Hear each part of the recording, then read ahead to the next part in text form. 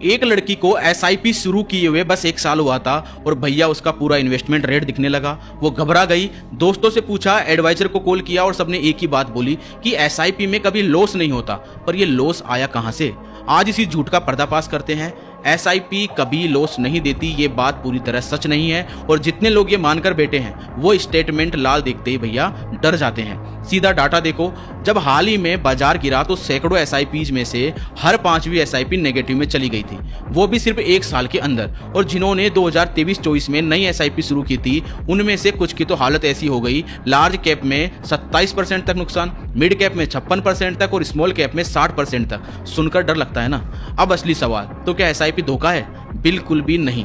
बात ये समझो, एसआईपी तुम्हें बाजार गिरने से बचाती नहीं है। एसआईपी का काम बस इतना है कि हर महीने एक बराबर पैसा डालो तो गिरते बाजार में सस्ते यूनिट आपको मिलेंगे, बढ़ते बाजार में महंगे। इसको रुपी कॉस्ट एवरेजिंग बोलते हैं। पर अगर बाजार लगातार महीनों तक गिरता ही रहे तो पोर्टफोलियो की वैल्यू कमी दिखेगी, चाहे एसआईपी में हो चाहे एक साथ पैसा डाला हो। और यही सबसे बड़ी गलती होती है।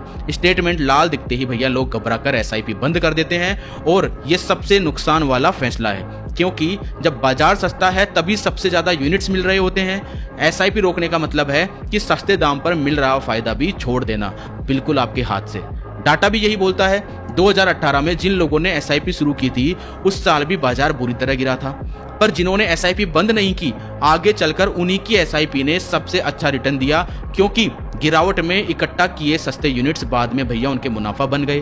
तो असली सच्चाई ये है, एसआईपी लॉस से नहीं बचाती। एसआईपी सिर्फ रिस्क को मैनेज करने का एक तरीका है, वो भी लंबे समय में। शुरुआती 1, 2, 3 साल लाल दिखना बिल्कुल नॉर्मल है। असली फायदा 5, 7, 10 साल बाद दिखता है, जब बाजार के कई उतार चढ़ाव पार हो चुके होते हैं। शुक्रिया।